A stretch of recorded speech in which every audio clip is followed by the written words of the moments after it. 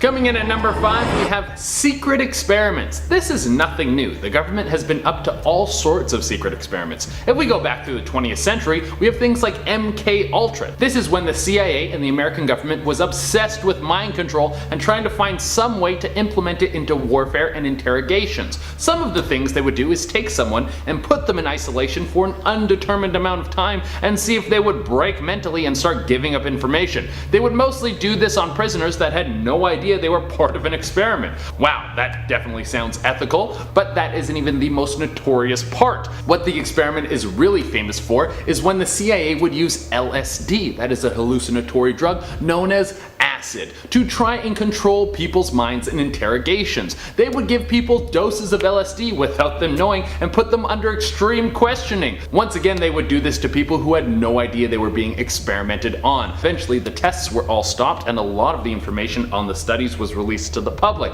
Some people think that this was just a lost attempt at trying to find a way to control people, but other people are convinced that the government was successful in finding some way to take control over people's minds. So this begs the question, what kind of secret studies or experiments is the government conducting now? We think that they have learned their lesson from their mistakes, but it's the government. They are the masters of doing things that cost tons of money and that are extremely unethical. This is their bread and butter, baby. They could be doing tests on artificial intelligence without us knowing, working on making a living, thinking AI that has the ability to feel emotions and make complex decisions. Not only would this be terrifying, but the tests they could be running could be seen as some sort of torture in the future. Coming in at number 4, we have receiving data from social media companies. When it comes to data and information, we know that the government can't be trusted. They will find some way to get your stuff. It doesn't matter what your data is. Do you spend 2 hours a day looking at memes? The government wants to know about it. Do you have a habit of ordering McDonald's delivered right to your house even though you live 5 minutes away from the nearest Donnie's? The government wants to know about that too. Am I just sharing with you my bad tendencies that I should probably stop because they are holding me back? That could be a possibility too.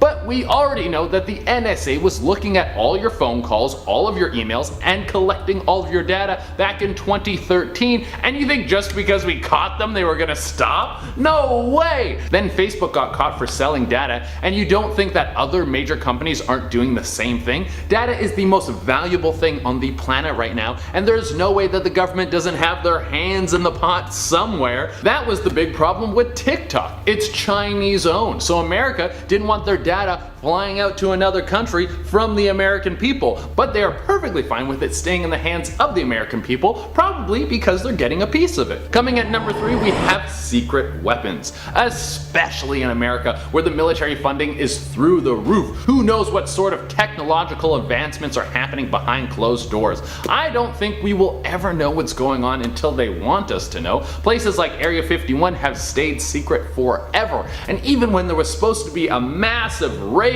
which just turned out to be a bunch of people hanging out in the desert for a good laugh, none of the secrets have leaked out. Well, not none of them. There are some people who have claimed to work at Area 51 and have leaked some secrets. Most famously is Bob Lazar. If you follow the content I'm a part of, then you will for sure have heard me talk about Bob Lazar before. He is known as the man who worked at Area 51 and then started spilling the beans about what was going on there. There's a documentary about him on Netflix, and he has been on Rogan talking about some of the stuff that he worked on. Now, Bob has never claimed to work on any sort of weaponry. He says that all the stuff he worked on had to do with flight. He was working on a new type of spaceship that can move faster than anything we could comprehend. Basically, the way he described it is these secret spaceships use what's called a gravity reactor, which bends gravity around them that lets a ship move at an insane speed. It's a form of propulsion that was thought to be impossible, and he says that it's not only possible, but it uses something called element 115 to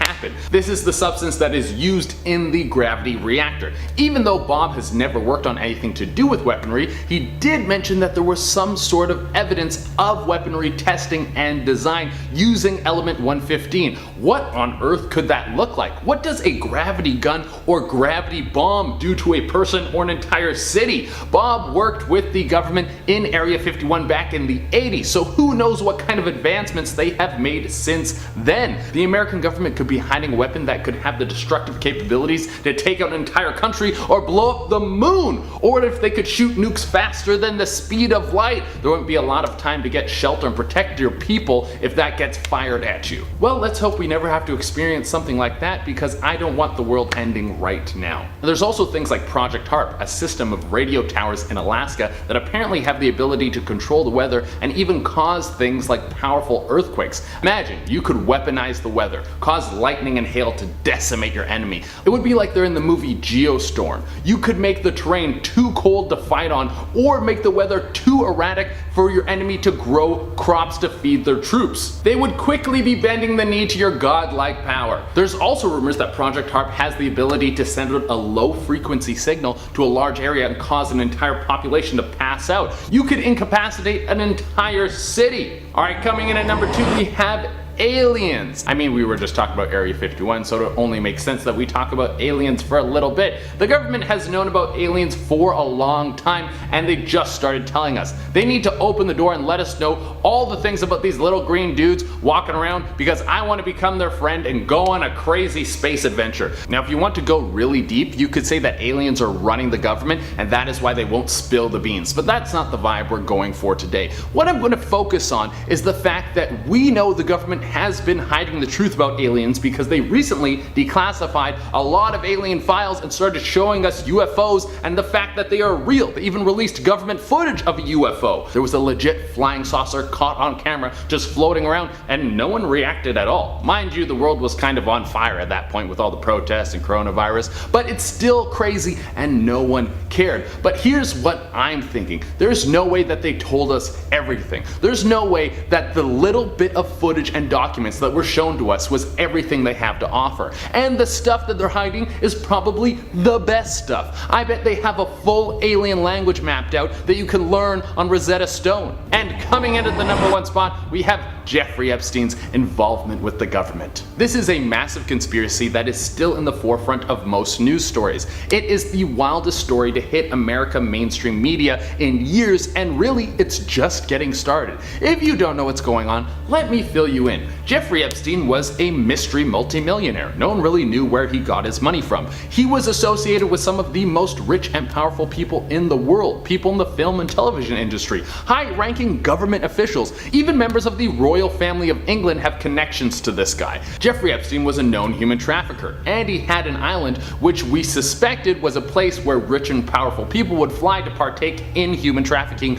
with victims that were not of legal age. I can't go into detail on what would happen there, it is too inappropriate for this channel, but when you hear private island, human trafficking, not of legal age, rich and powerful people, I think you can piece together what was happening. And if you want things in more detail, just literally Google Jeffrey Epstein. Oh, and I forgot to mention that Jeffrey Epstein had a plane which was nicknamed the Lolita Express. That alone is extremely disturbing. When you start to go into the flight logs on this plane, you start to find a lot of wealthy people. Many of them were high-ranking government officials. People like Bill Clinton, Prince Andrew, Tom Pritzker, a member of one of the richest families in the United States, and former president of Colombia, Andres Pastrana. The list goes on and on. Then one day Jeffrey Epstein is arrested, and it looks like he's going to have to stand trial for all of his horrible offenses and spill the beans. But before he gets the chance, he mysteriously dies in jail. It seems very convenient that someone who could probably ruin so many rich and powerful people died out of nowhere. So the question is, how deep do the Epstein ties go into the government? And if you thought the story was over, oh, we are far away from the end. Epstein's right-hand woman, Ghislaine Maxwell, who was the person who would find many of these people to take to Epstein's island, is now under arrest and set to stand trial. And in a strange turn of events, the president was questioned about her being in jail, and he said, "I wish her well." What does that mean? Who knows? Number 5 on this list is Bigfoot.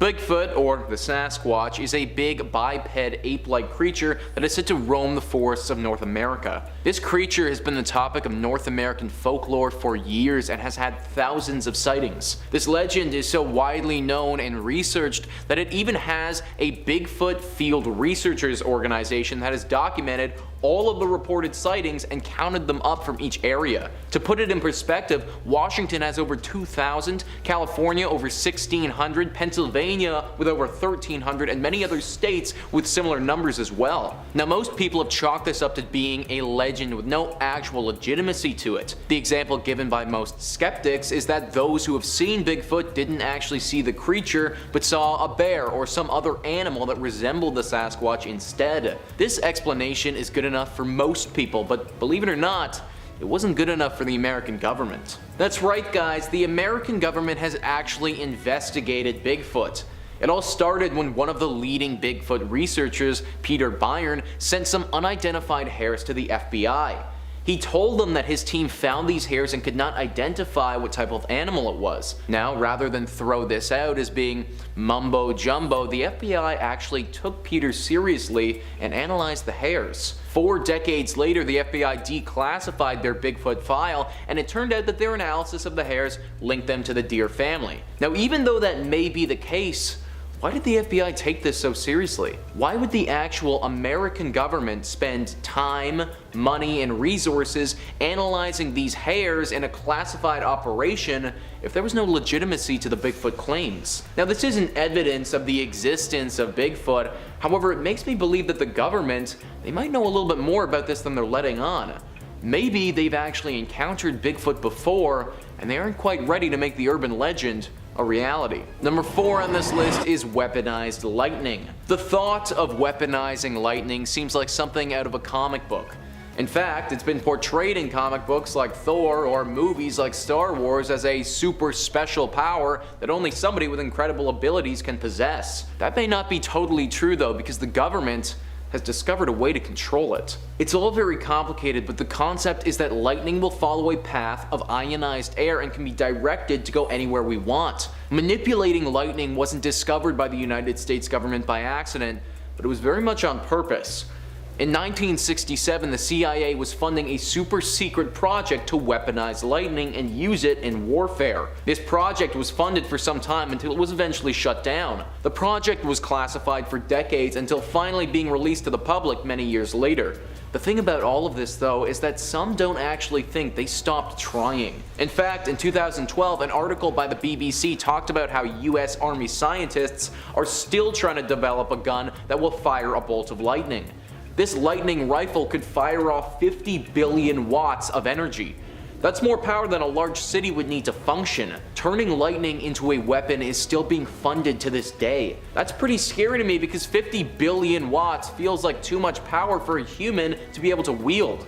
It also begs the question, what other things is the government funding right now that they don't want us to know about? Number 3 on this list is the 2004 UFO. This UFO has been later called the Tic Tac and was massive news when the footage was finally released to the public a few years ago.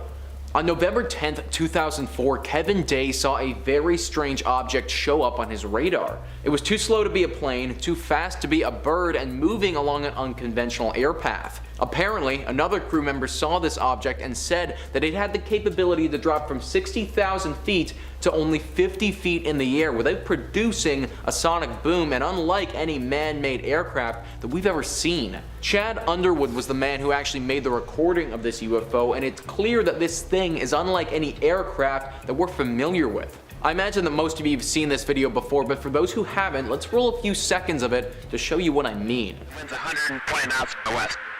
Look at that thing, dude.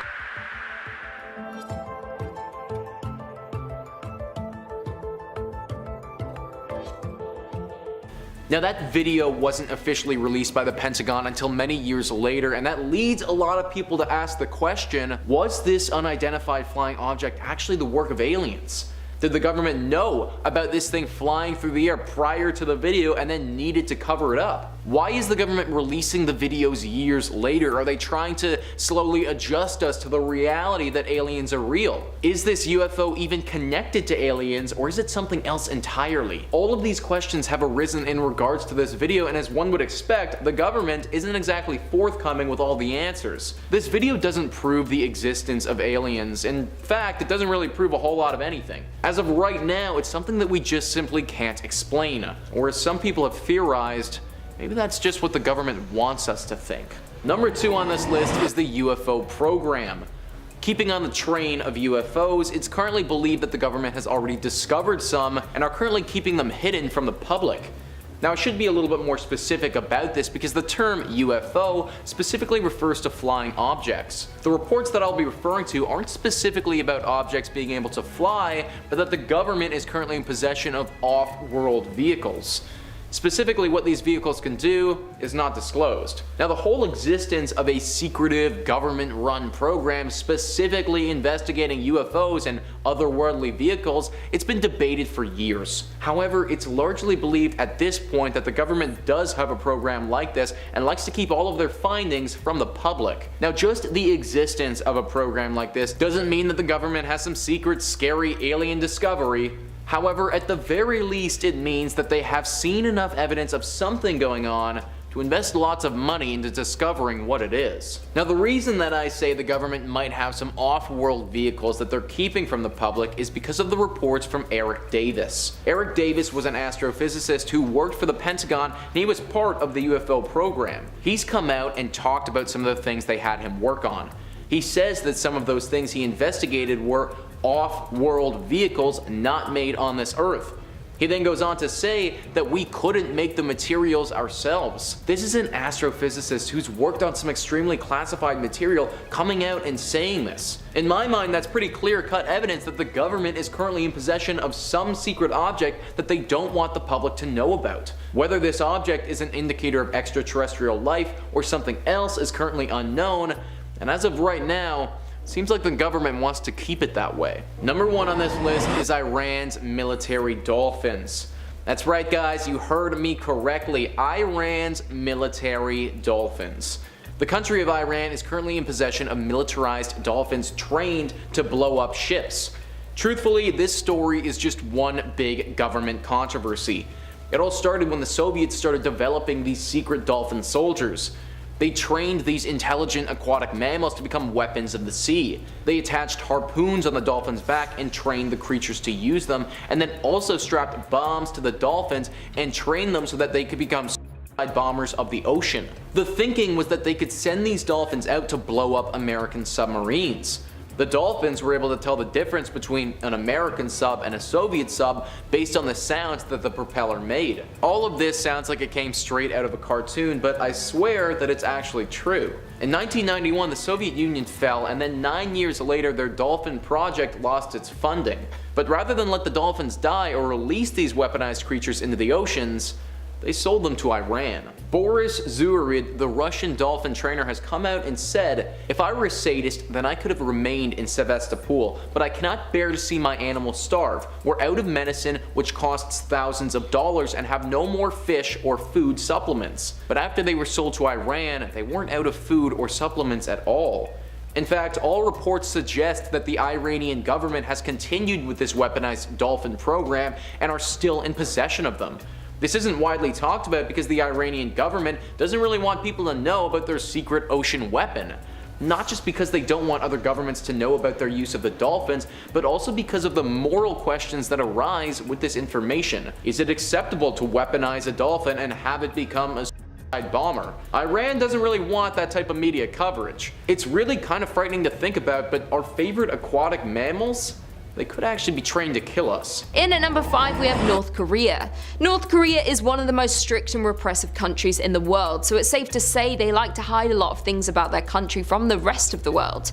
Many things in North Korea are illegal, and these certain things that we in the Western world would think is nuts. For example, it's forbidden to take pictures of the daily life of the North Korean people that are not well dressed. Photographer Eric Lafforge visited this mysterious country a whopping 6 times to try and understand more about the people, places, and the strict authoritative way of life. Eric wasn't interested in the carefully orchestrated tourist trips revealing only fake North Korea facts. He wanted to go beyond that, to catch a domestic glimpse of the land and people that aren't under the complete control of the regime. "I was treated like any other tourist," Eric stated. "They didn't allow me to take pictures of the police, the army, etc. But with a 300mm zoom lens and a seat in the back of the bus, I could take so many." He shot thousands of pictures showing citizens citizens and government officials going about their everyday lives. As soon as they were opening a new area to visit, I tried to go and see it, documenting the life in North Korea.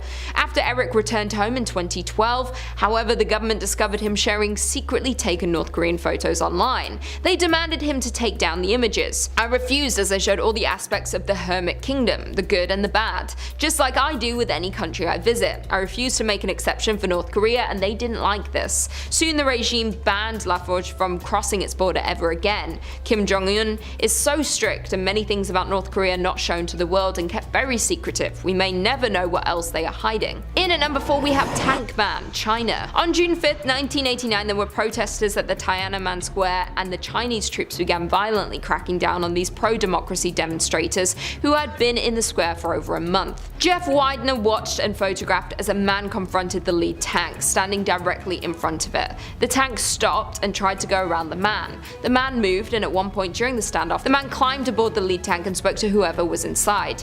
The man was eventually pulled away by onlookers. To this day, we don't know who he is or what happened to him, but he remains a powerful symbol of defiance, and the Chinese government did not like this and didn't want the world to see their people disobeying authority. Practically any image that so much as gestures at the famed photograph of a man in front of a line of tanks risks deletion from the country's closely monitored web. Recreations showing a line of books approaching a cigarette package, a swan before an oncoming truck, or a grasshopper in front of a tire have all been removed. The Chinese government's utmost priority is discouraging unified anti-establishment action, but does more than prevent political unrest. Jason NG, the author of Blocked on Weibo, states that clearly it is not only protests that are being censored. There is some sort of intentionality, he said. It's fascinating to think through the moral reasons why things are removed. How does the government try to shape social mores? How do they try to shape culture through censorship? Some removed images are unsurprising, depictions of state-sanctioned violence, cartoons disparaging government leaders, and aerial shots of protests.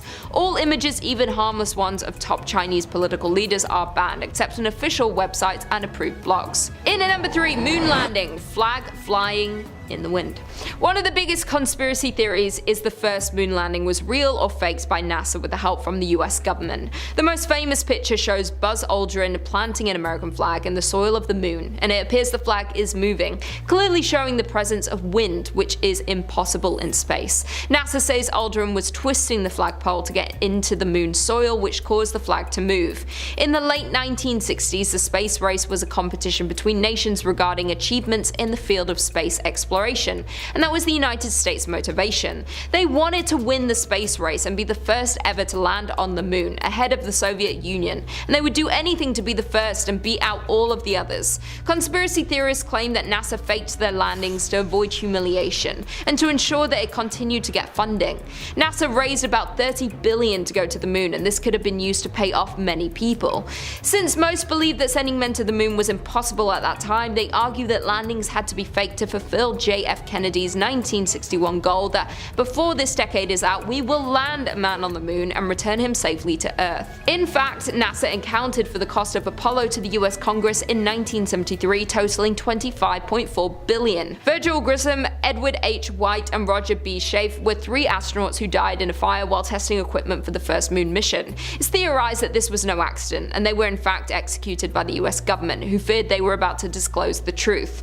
Due to the power of the government, we may never really know the truth of the moon landing, but since this famous photo was released, it had been highly criticized, and the government and NASA have done everything they can to get it off the internet and keep the world quiet. In at number 2, banning of Winnie the Pooh in China. For many, Winnie the Pooh and his gang was something we all grew up on, was pivotal in our childhood, and is ingrained in our memories of growing up. But China banned Winnie the Pooh, so many kids may never know of these cute characters. The Chinese government gives internet censorship a whole new meaning. The Chinese name for and images of the plump, cute cartoon characters are being blocked on social media sites because bloggers have been comparing him to China's president. It started when Chinese President Jinping visited the US in 2013, and an image of him and then President Barack Obama walking together spurred comparisons to Winnie the Pooh walking with Tigger. Jinping was again compared to the fictional bear in 2014 during a meeting with Japan's Prime Minister Shinzo Abe, when they had one of the most awkward handshakes ever, and then the internet responded with Winnie the Pooh and Eeyore shaking hands with side-by-side images showing both. both. And then there was the time the president popped his head out the roof of his special red flag limousine to inspect the troops, and after that, a photo appeared online of a toy of Winnie the Pooh popping out of his own little car. It is not only that China's censors will not tolerate ridicule of the country's leader, they do not want this beloved children's character becoming a kind of online euphemism for the Communist Party's general secretary.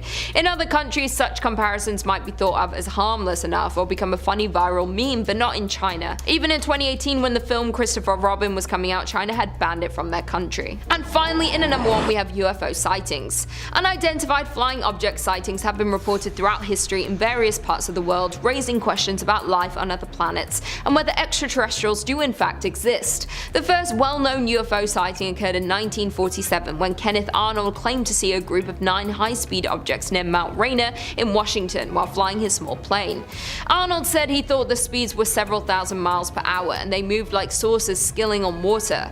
That same year, a rancher named Mac Brazel came across a mysterious 200-year-long wreckage near an army airfield in Roswell, New Mexico. The local papers reported it was the remains of a flying saucer, but the US military issued a statement saying it was just a weather balloon, even though the photograph of the mysterious object suggested otherwise. Throughout the next few years, sightings of unidentified aerial phenomena increased, and by the early 1950s, people's obsession with UFOs was skyrocketing. This led the CIA to prompt the US government to establish an expert panel of scientists to investigate the phenomena.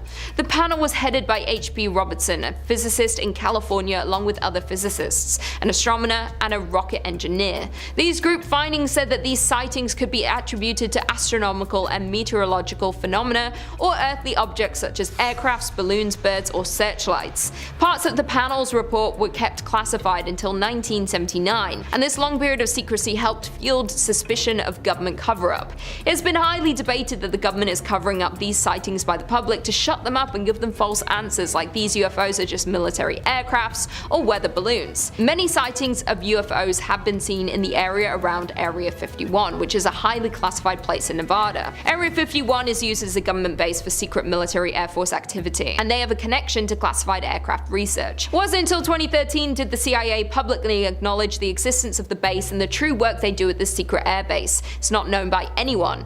Area 51 is so secretive that they have armed security around the perimeter and signage advising trespassers that deadly force is authorized. The base also is equipped with high levels of security like surveillance cameras and motion detectors all over the place.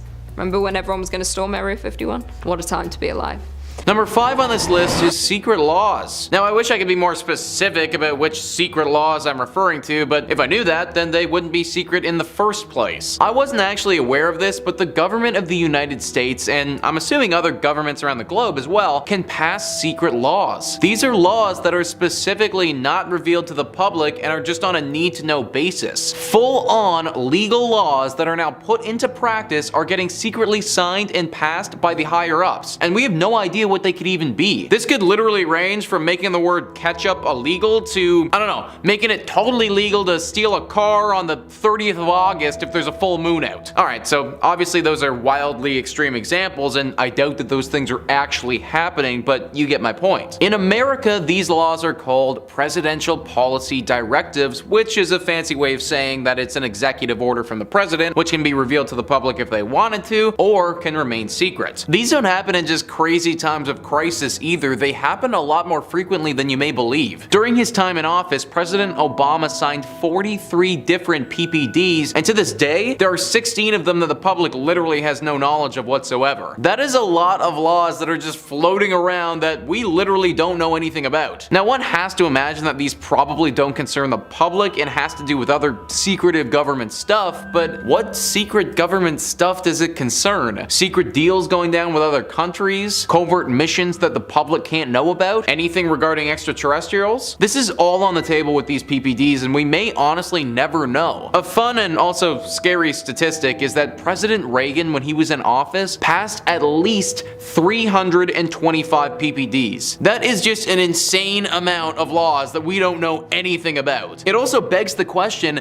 is this too much power for the president to have? Comment your thoughts down below about these things. Honestly curious to know what you guys think. Number 4 on this list list is criminal hackers. One would think that hacking should be something that the government would excel at, that they would be pumping money into hacking programs to train people to become elite at that skill. This actually isn't the case though, and the FBI isn't as good as they'd like. This is why when something needs to be hacked or something needs to be protected from hacking, they enlist the help of criminal hackers. People who've been convicted of hacking related crimes and are now behind bars. This is a win for hackers because if they help the FBI, then they'll receive a lighter sentence. This also isn't the first time the American government has looked to criminals for support. How about Operation Paperclip? After the Second World War, the United States government reached out to German scientists and brought them in to help them build the atomic bomb. Now they're doing something similar with convicted criminals to help them with other things. Obviously, the government doesn't like to talk about this too much because enlisting criminals doesn't make the public feel too great, especially if you're the one who was targeted by said criminal. If I was the American government, or any government for that matter, I'd be taking some of that military funding of theirs and tossing it into hacking. It really does seem like the way of the future. Number 3 on this list is Churchill's secret UFOs. Winston Churchill is known for his overwhelming leadership of the British people during one of their most trying times, World War II. What he often isn't known for though, because he made sure that this never got out, was his deep fascination with UFOs. Files that weren't released until 2010 actually revealed that the British government under Winston Churchill were more than fascinated with the presence of UFOs and aliens in our universe. In fact, they had a task force that met weekly to discuss such things as how to contact or capture said UFOs. There are thousands and thousands of documents that were released detailing just an obscene amount of things in relation to aliens and UFOs from the British government. We now understand that this was a massive operation for the British government and Churchill, but at the time, nobody knew about it at all. This was because Churchill apparently didn't want to cause any panic for the people and kept all of this info completely under wraps. I find it interesting how invested they were in this alien and UFO narrative though. I think it's safe to assume that these days most governments are looking into extraterrestrial life, but Churchill had his people deep down the rabbit hole. This also kind of begs the question, well, is there still more to the story that we don't know about? I wouldn't be surprised if sometime from now more documents are revealed that potentially point to Churchill and the British government having some encounters with said extraterrestrials that we were never privy to. Number 2 on this list is lost plutonium. Okay, so this one is honestly just negligent. Charlotte Children details what happens by writing, the United States and India came together for a joint mission in the 1960s that, if successful, would monitor China's nuclear development. The goal was to install radioactive isotope Pu-238 powered sensors, but hazardous conditions forced the team to evacuate the Himalayas before the installation was complete. When they returned, the sensors had vanished. No one has tracked down the plutonium devices, but locals believe that they are still active in the area and are responsible for melting mountain caps that are causing massive floods. Alright, so just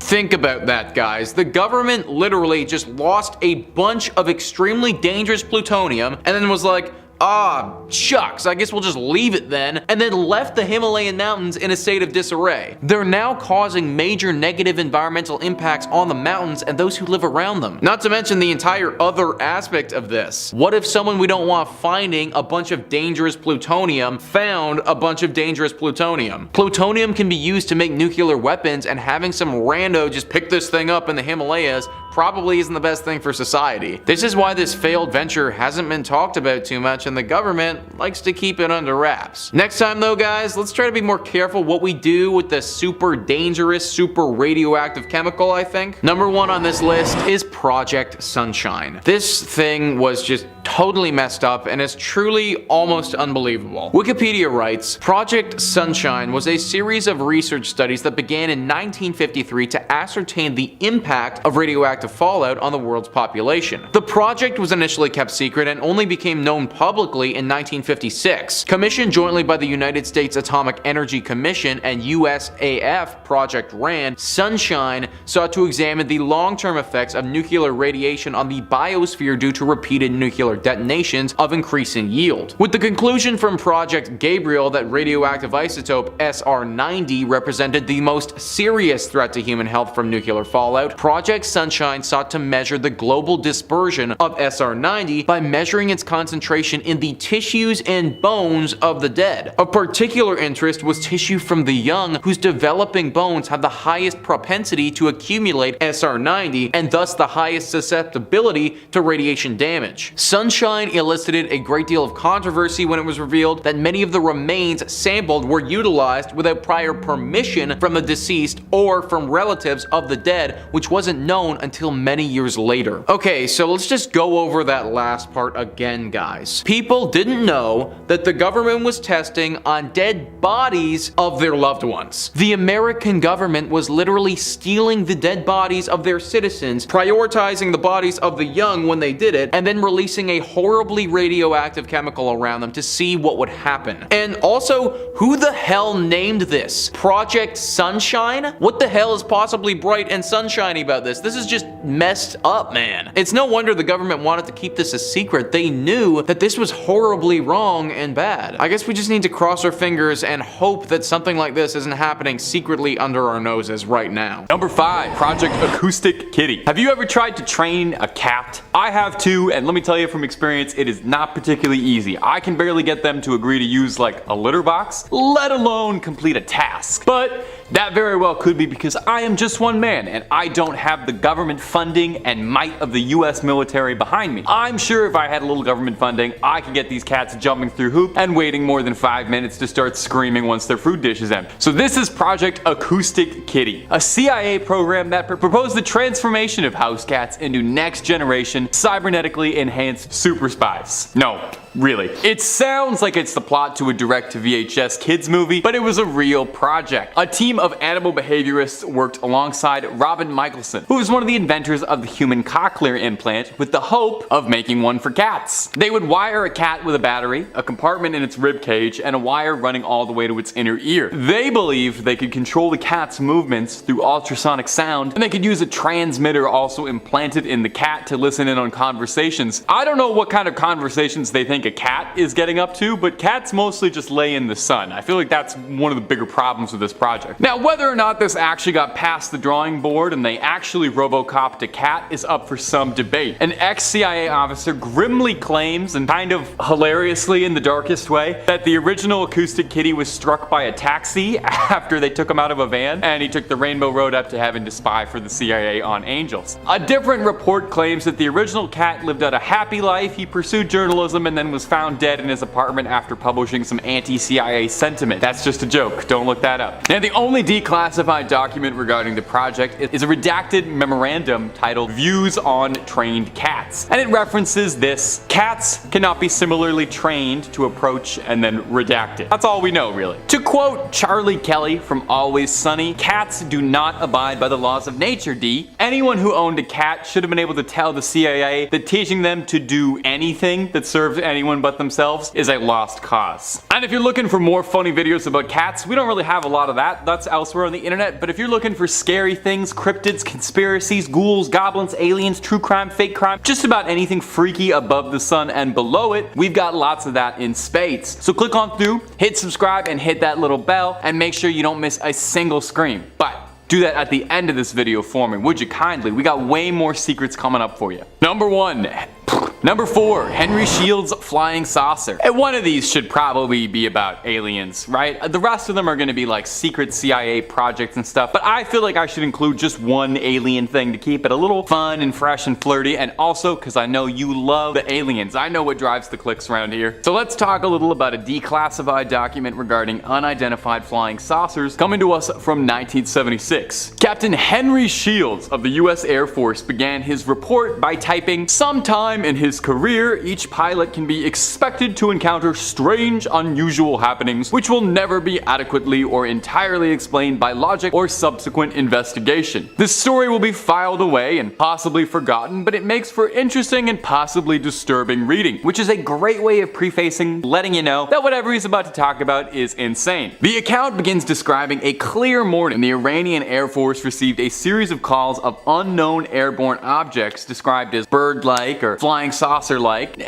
or like a brightly lit helicopter. Now, nothing should have been in the airspace at the time, and so an F-4 fighter jet was dispatched. As the plane followed, it made contact with a flying saucer-like object, and they lost all communications with ground control until they moved away from this strange object. They sent a second F-4 fighter after it, but that also experienced a power loss when it tried to fire at it, as if there was some sort of like tech field, some EMP field blocking them. The crews reported they saw something detach from the saucer and fly towards the plane at top speed, but luckily was avoided. Now, it's unclear what happened, but the saucer escaped, and the crews of the planes reported seeing something land from the UFO, lighting up an area of the lake. They investigated at a nearby residence where the owners claimed they heard loud noises and very bright lights. So what was it? What was it they encountered then? It was far too early for this to be any sort of drone technology, really, and there's not really many other options for me to say. I think it was an alien, and who am I to say that that's not true? Number 3, Operation Paperclip. Ooh, this one's a doozy. In the waning years of World War II, around 1945, the US was beginning to worry that they needed an edge against the Soviet Union in the coming future, and wanted to take every single advantage they could find at their disposal for advancements in technology, even if that meant picking up from some seriously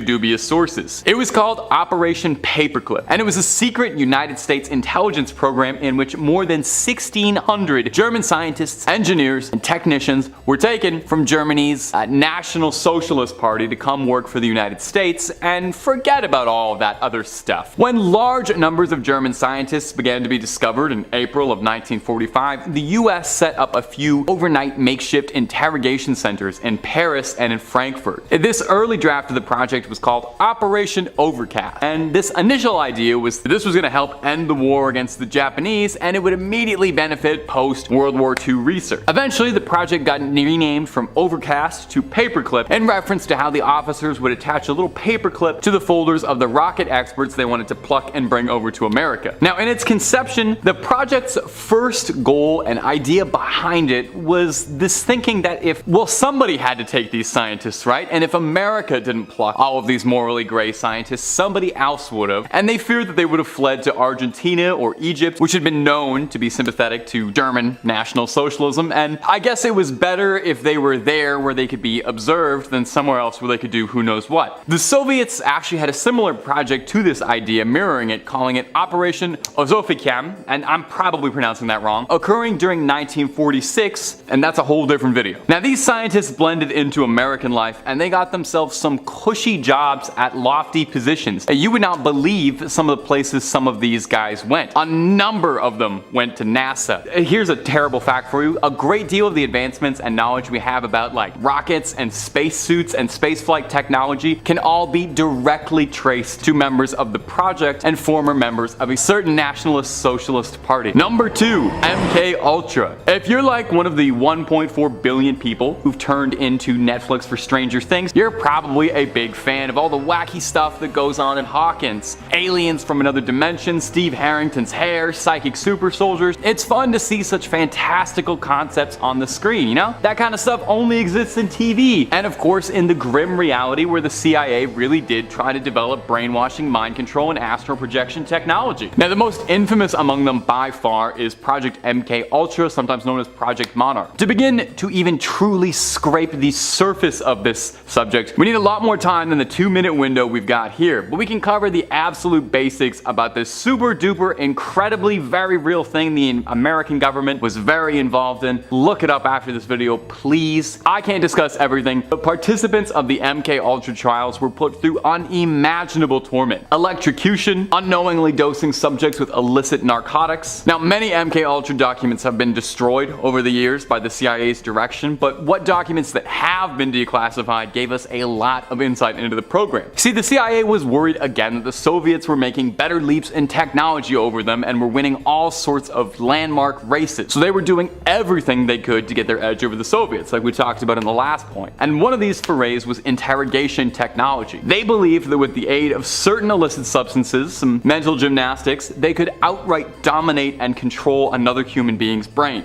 The project's goal outright was stated to enhance the abilities of individuals to withstand coercion, produce shock, confusion, and amnesia, to create materials which will cause the victim to age faster, slower, to promote illogical thinking, and impulsiveness to the point where the recipient would be discredited. So it's not quite 11 and the upside down, but it is just as cruel. Now interestingly, a plot point in the show was that 11's mother was kind of cruelly experimented on. She didn't really know what she was signing up for at all and was left ravaged by the experience afterwards. This is really not that different from what actually happened, where a grand majority of the test subjects for MKUltra Project Monarch were people like homeless people, convicts, or people with nowhere else left to turn who are willing to turn a blind eye to some seriously dubious experimentation for very little in the way of compensation. And number 1, the Gateway Experience. Now, as I just said, this is far from the only bizarre mental training the CIA ever dipped their fingers in. Have you ever seen the movie The Men Who Stare at Goats? Probably not. It's an indie movie from the early 2000s. It's great. George Clooney and Obi-Wan Kenobi is in. I forget his real name, Ewan McGregor. The movie talks about a secret division of the US Army that was experimenting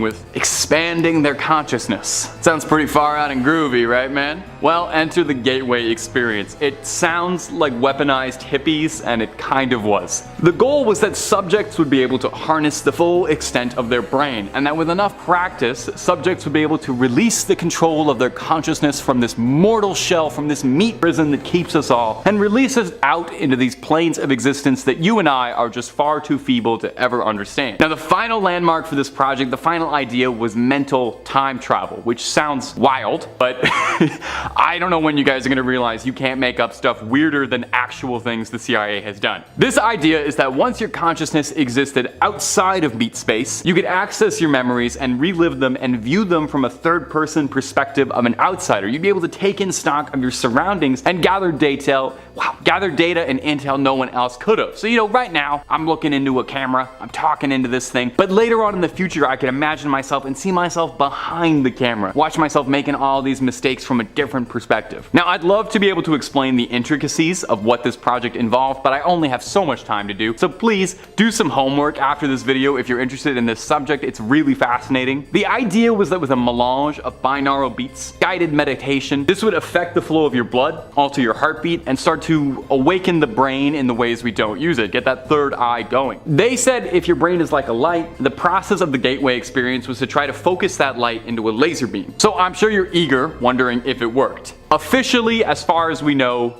no one was able to mentally time travel. Project director Robert Monroe found himself frustrated that he didn't have enough time to produce results, and maintained that if he had a few more years, he would have produced something groundbreaking. Of course, that's if you believe the project was abandoned. For all we know, he could have already perfected it, gone back in time, and fixed it all the way back then. Number 5, the story of Edgar Mitchell. Edgar Mitchell is a storied man. He's part of an incredibly exclusive club out of 12 other people who can claim that they have seen the Earth standing on the surface of the moon. I assume they all have a group chat together. He's best known for typing 80 lines of code to save the Apollo 14 mission as it descended to the moon in 1971. He was the 6th man to ever walk on the moon, and he is a devout believer in aliens being out there. He insists that he knows that top government and military officials were hiding the truth behind aliens in New Mexico. He said it was a known secret that alien spacecraft were responsible for disabling nuclear missiles and shooting them down, supposing that aliens are directly involved in intervention to prevent us from destroying the planet. Which, if that's the case,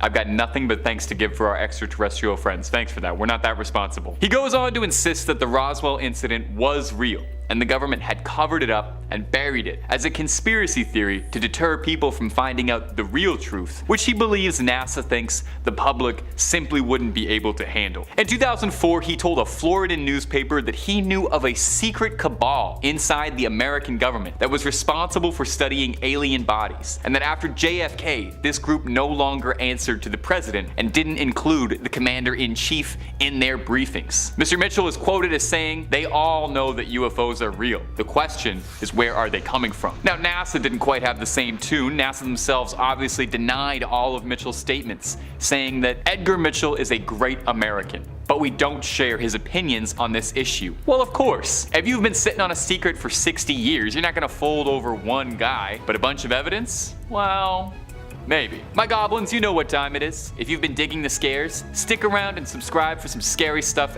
every single day. Okay, let's creep on. Number 4, Luis Elizondo. Luis Elizondo is one of the most outspoken believers in aliens and UAPs out there today, alongside Tom DeLonge, championing that he believes firmly that NASA and the Pentagon aren't telling us all the whole truth. And he would know, as Elizondo formerly led a research team to research potential UFOs. Although the project was disbanded, Elizondo never gave up his mission, believing it to be his personal calling to expose the truth. He's been quoted many times saying, "My personal belief is there's very compelling evidence that we are not alone." He served on the Department of Defense and resigned in 2012 over excessive secrecy surrounding the UAP program. These aircraft, we'll call them aircraft, are displaying characteristics that are not currently within the US inventory, nor in any foreign inventory that we are aware of, Elizondo said of the objects they researched in his time there. He added that the program was founded to analyze unexplained aerial phenomena and ascertain whether or not that what they were seeing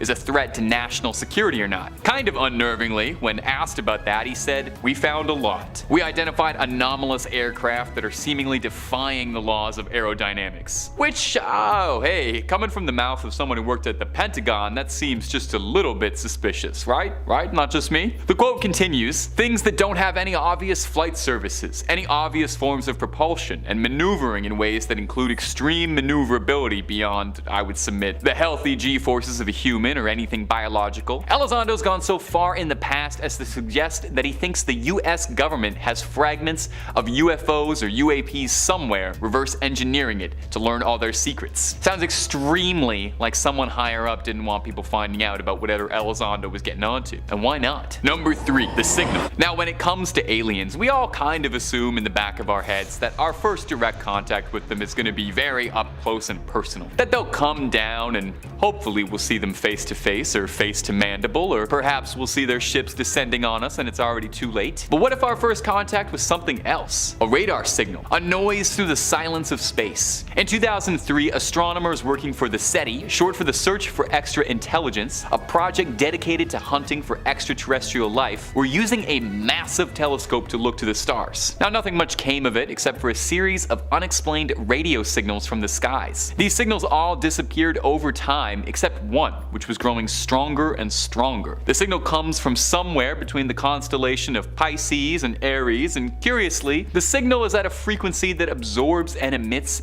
energy. Naturally, the researchers found this a bit interesting. Some of the astronomers believe that this could be a frequency that extraterrestrials are using to try and get our attention, like an intergalactic "you up" text. While it could very well have turned out to just be totally nothing or some sort of natural explanation that I'm not nearly smart enough to understand, I'm gonna err on the side of extraterrestrials. But we have to wonder what the signal was, right? I mean, we have to admit that's a bit suspicious, that there's something worth looking into there. Now this story is from 2003 and I had trouble finding an update on it, but who knows? Whatever was broadcasting that could still be out there. Number 2, Blue Book. Now I think we all kind of secretly suspect that some of our tax dollars are going to research aliens. I mean, what else are they doing all day? Well, in one form or another, government agencies have always been researching UFOs and UAPs. Since 1949 to 1969, Project Blue Book was the code name for a secret government research division dedicated to analyzing UAP technology, analyzing whether or not UAPs on record were threats to air and national securities, and just what any of this stuff in the sky was. It was basically the closest thing we had to a real-life X-Files department, as far as we know. I mean, there could be an even more secret one. Surely with all that government money, they must have found something special, right? Well, if you'd like to feel like Agent Mulder yourself, you can scroll through 130,000 pages of declassified documents from UFO specialist John Greenwald, who made it all available for free online. He's a defender of free information. Greenwald says secrets are not bad things. I think we should know about this and it should be in the history books. John, I completely agree. All this stuff about cover-ups, we can totally handle finding out aliens are real, okay? You know, we're big now, we're responsible, we learned about Santa, we can do this. A couple years ago, we experienced a wave where there were clowns hanging out on the street corner of like every rural street in North America, we got over that. We all saw Tiger King together. Aliens won't even be that weird, I don't think. Now, Project Blue Book was officially disbanded because according to a joint review, nothing significant ever came from it. Now, since then, it was thought that no government agency was looking into UAP research at all, except until the UAP document quietly dropped this year, sneaking it under the door that NASA and the Air Force had been researching aliens and possible sightings this whole time under everybody's nose, and they leaked a bunch of documents and footage, and you should look it up after this video because I'm not joking, it's totally real. It seems just like us, NASA can't rest until they find the truth out there. Number 1, new developments. We are probably coming to one of the most exciting times in UAP history, as after the UAP report came out, there is probably more legitimacy towards the discussion around the serious existence of extraterrestrial life now more than ever. As of October 2022, NASA is pretty much coming clean and opening a new study into the research of UAP and extraterrestrial life. 16 hand-picked specialists have been selected to analyze former data and determine how to go forward observing future events. Now, the study is less focused on whether or not previous sightings are confirmed UAPs, since it's kind of hard to ascertain with missing data. So it's more focused on what observations will be needed to understand UAP sightings going forward. The team is going to include researchers and key personnel from all divisions, all walks of life, notably including former astronaut Scott Kelly, who formerly served as a pilot for the Space Shuttle Discovery, and also once held the world record for most days in space, so he probably knows a thing or two about objects floating in the stars. Now, Kelly himself doesn't personally believe aliens have been to Earth yet, saying, "I think there's life in the universe. Hopefully intelligent life, but I don't think they visit planet Earth." So there's some skeptics on the team, but hey, at least they're finally coming out to get to brass tacks on this thing. Officially, openly, the government is talking with us about studying this phenomena. This is amazing. Now, you know how scientists are. They gotta have some numbers on a paper before they'll believe it. An associate administrator at NASA, Thomas Zerbchin, said, "Data is the language of scientists and makes the unexplainable explainable. Exploring the unknown of space and the atmosphere is at the heart of who we are at NASA. This is maybe the most exciting time in history to be a UAP fan." Coming in at number 5, we have Area 51, a classic birthplace of conspiracies about aliens and UFOs, but do you know what actually goes on inside those highly secured walls? Located 120 miles northwest of Las Vegas, the base is a government-controlled piece of land. The ground space of Area 51 is so big that it's around the size of Connecticut. Surrounding the base, there is very little around it, far from modern living styles and even lacks cell reception, and this is by design, as in 1954 the CIA was asked by the president to find a secret location and found what they were looking for here. Civilians are prohibited to enter the grounds of Area 51, with threats of a fine and imprisonment if civilians trespass or take photos of the building. In 2013, the CIA approved the release of declassified documents about the history of the site. This was the first time the US government acknowledged the existence of Area 51, even though it has been in operation since 1955. Area 51 is shrouded in mystery. According to ex-government sources, this mysterious area of Nevada is mostly a test site for experimental military technology, like the SR-71 Blackbird airplane, and now a secret extraterrestrial testing facility. Additionally, Area 51 is home to the nation's overhead surveillance program. It's where some of the most important spying aircraft in American history was assembled, tested, and ultimately sent out on missions. Experts say it's likely remains an area for the Air Force and US spy agencies to develop the next generation of aircraft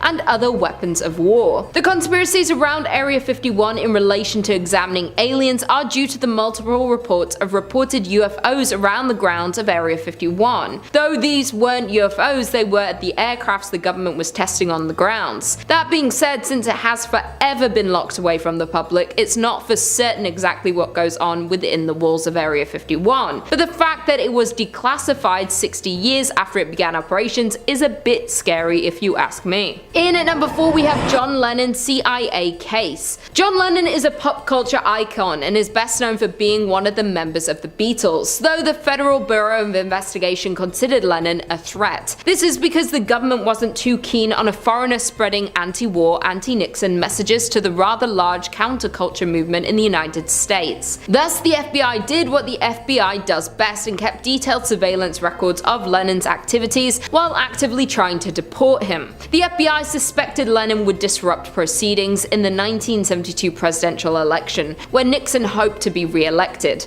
with a planned tour complete with voter registration efforts and anti-war protests. To help stop him, the Immigration and Nationalization Service, which would later be absorbed into the Department of Homeland Security, began deportation proceedings against Lenin. It appears that their preemptive efforts worked. Lenin never did the tour and Nixon was re-elected. It took 14 years for the FBI to release their files on John Lennon. Historian John Wiener spent those years fighting to gain access to the FBI's secret files on John Lennon. At first, the FBI refused to release many of the documents, saying their release would endanger national security. Wiener's Freedom of Information case went all the way to the Supreme Court before the FBI agreed to settle. In those files, it seems that their biggest concern was Lenin's association with radical anti-war activities, and his ability to influence voters to vote against the Nixon administration in the coming election. Therefore, the CIA led to the conclusion that his visa should be terminated in the interest of national security. John didn't go down without a fight though and fought this claim with lawyers. When that didn't work, the CIA tried to deport Lenin, this time by catching him for narcotics, even though the FBI doesn't enforce possession of narcotics charges as it is a state offense. That being said, the CIA proceeded to give the Miami FBI office a discreet porter to arrange a drug bust. However, all of Lenin's files were destroyed due to what they claimed to be part of a routine file destruction procedure, so this can't be known for certain. Coming in at number 3, we have the Bohemian Club. The Bohemian Club is an elite invitation-only social club founded in San Francisco in 1872. The Bohemian Club began renting the campground for an annual retreat before purchasing it outright in 1899. What actually happens at the club? Well, in June and July, some of the wealthiest and most powerful men in the country flock to the Redwood Grove in Sonoma County, California. They're all members of this so-called Bohemian Club, a private all-male club that's counted US presidents, military officials, artists, and business leaders as members. Over the years, a number of those gathered club members have happened to be US presidents. Because of its secrecy, strange ceremonies, and elite body of members, the Bohemian Club has long been the subject of sinister online rumors, with a number of journalists trying to infiltrate the campground just to try and get a glimpse of what actually goes on in the camp. The journalist Alex Shumatov was caught and detained for trespassing. Filmmaker Alex Jones had more success with his infiltration in 2000, where he entered the camp with a hidden camera. Jones was able to capture a ceremony called the Cremation of the Care. During the ceremony, members were seen wearing costumes and cremating a coffin before a 40-foot owl. While the reported Philip Weiss snuck into the Bohemian Grove in 1987 and spent a few days mingling with the rich and powerful. A former dining server described the club as a place where the elite could engage in behavior that doesn't usually fly for people of their stature in the regular world. In the 21st century, the Bohemian Club maintained its reputation for being highly exclusive, with a predominantly Caucasian membership composed of the richest and often most politically conservative men in the United States. Coming in at number 2, we have Walt Disney working for the FBI. Who would have thought that the founder of Mickey Mouse and the Disney Empire served as an FBI informant? From 1940 until his death in 1966, Walt Disney secretly served in the FBI. Walt Disney served as a secret informer for the Los Angeles office of the Federal Bureau of Investigation. According to documents that have come to light about this secret arrangement, Disney was tasked with reporting on the activities of Hollywood actors, writers, producers, directors, technicians,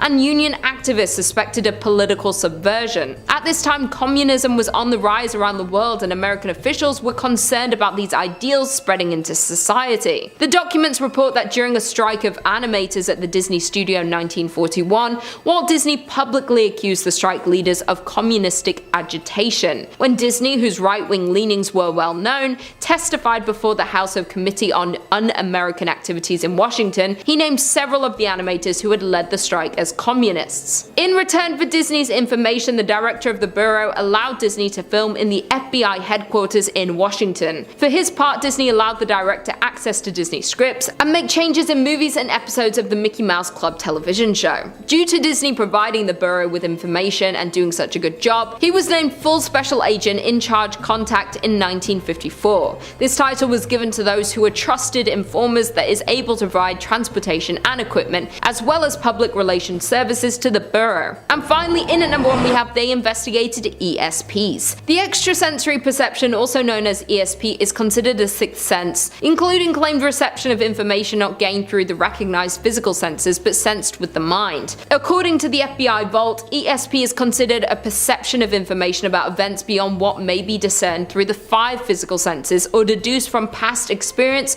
or knowledge. The FBI's interest in ESP goes back to 1957 when the Bureau was contacted by a man called Foose, who claimed that he could teach the blind to see. While CIA was not impressed by the tricks of Foose, it wouldn't be the end of the agency's or the FBI's interest in psychic and paranormal phenomena. From there, the FBI once spent time and money investigating extrasensory perception. There has also been reports of experimenting with ways to weaponize people with ESP. This was a highly secret program during the 1970s by the government that took place in research labs in California. The Bureau attempted to look at the phenomenon from a rational and logical viewpoint, using cold hard science and math, much like the CIA and DIA later would. In their attempt to construct a laboratory test to objectively measure psychic phenomena, the results of the laboratory tests that they held remain unknown, as the files were excluded from the FBI's release. Considering the interest of the Army and CIA in the FBI's psychic research, whatever their results were likely helped justify the future course of the intelligence community's research into psychic perception. Based on concerns ESP could be used as part of an international spying,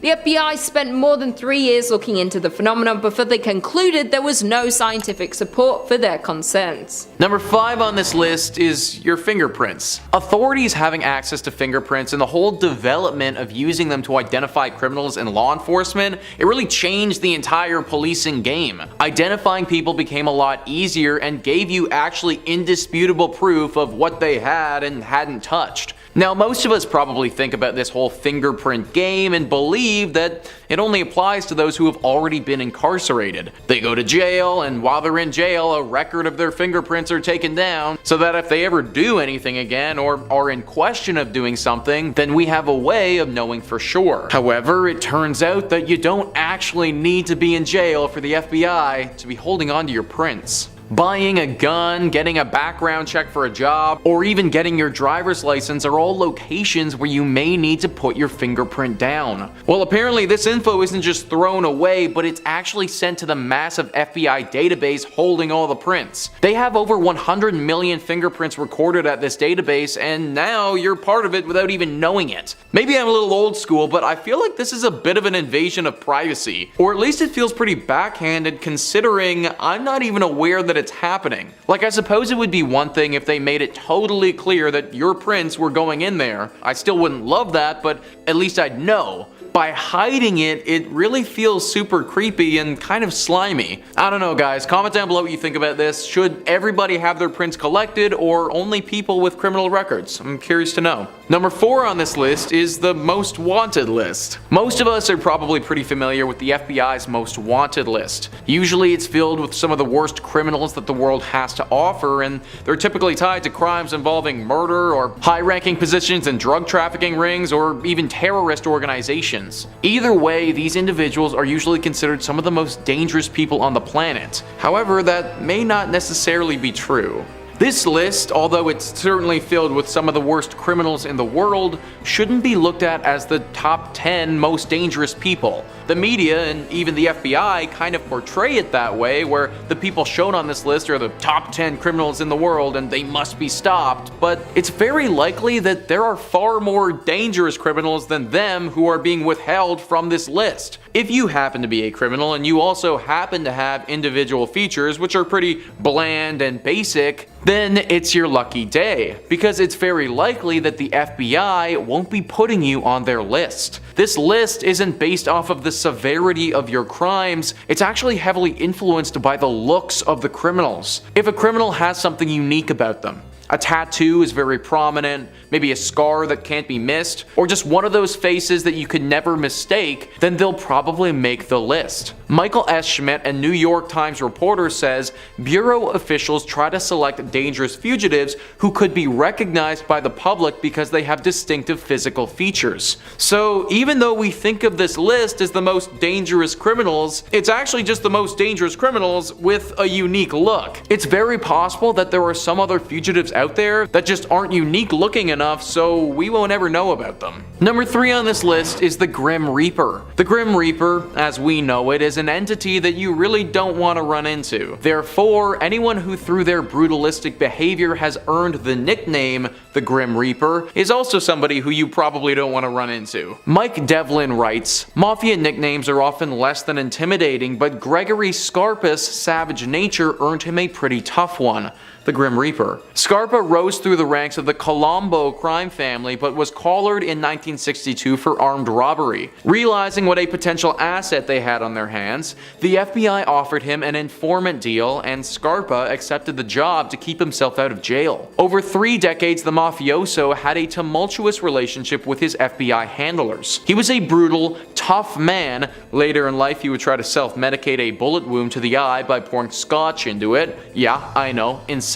But the agency used that to their advantage. According to some sources, he was sent to Mississippi in 1964 to uncover the fate of 3 missing civil rights workers. The FBI gave him a gun and bribe money and sent him on his way. Unencumbered by the regulations which law enforcement agencies are forced to work under, he kidnapped a KKK member from the store where he worked. Scarpa viciously beat the man, then shoved a gun in his mouth until he revealed the location of the men's graves. So this move from the FBI really is not cool, guys. They literally got a convicted felon who, let's face it, has probably murdered people before, to go and do their job for them. They gave this convicted felon a gun and money to get it done, and then was okay with his methods for how he conducted his business. Morally speaking, this does not seem like an okay thing for this agency to do. Not only should George probably be behind bars, but giving somebody nicknamed the Grim Reaper a gun and sending them on their merry way probably isn't the safest thing to do either. This also isn't the only time the FBI has worked with questionable individuals and groups before, and it probably won't be the last. Number 2 on this list is Geronimo Pratt. This is truly a really sad story and a very bad look for the FBI. Geronimo Pratt was a decorated war vet who fought in Vietnam. Upon returning to America, he decided to study political science. During his studies, he fell in love with the group the Black Panthers and became deeply involved with them. For those who don't know, Google describes this party as a Marxist-Leninist Black Power political organization founded by college students Bobby Seale and Hugh P. Newton in October 1966 in Oakland, California. This group had a heavy focus on self-defense, and considering Pratt was a war vet, he was appointed the title of Minister of Defense very quickly. The FBI didn't like this very much and decided that it wasn't in their benefit to have Pratt in this position of power, so they decided to get rid of him. Mike Devlin says that the agency got their chance in 1968 when 2 black men robbed 27-year-old Caroline Oslin and her husband Kenneth on a tennis court in Santa Monica, California. When they failed to produce enough cash to satisfy the men, they were riddled with bullets. Kenneth Olson survived, but Caroline died 11 days later. Pratt was charged with the crime and subjected to a trial orchestrated by the FBI. The full scope of their influence is unknown, but the allegations run deep. Information was withheld from the jury, including the fact that Kenneth Olson, who identified Pratt as his wife's killer, had previously chosen another man. Even more damning, the FBI lost wiretap records that backed Pratt's alibi. Pratt ended up serving 27 years in prison until finally in 1997 his sentence was overturned because it was revealed that one of the witnesses that testified against him was an FBI informant. Pratt served 27 years in jail for a crime he most likely never committed, all because the FBI decided that they wanted him there. And finally, number 1 on this list is Move. MOVE was a cult-like group of black liberationists who preached a return to nature. Centered in a Philadelphia row house, this commune had windows covered with plywood and rotting,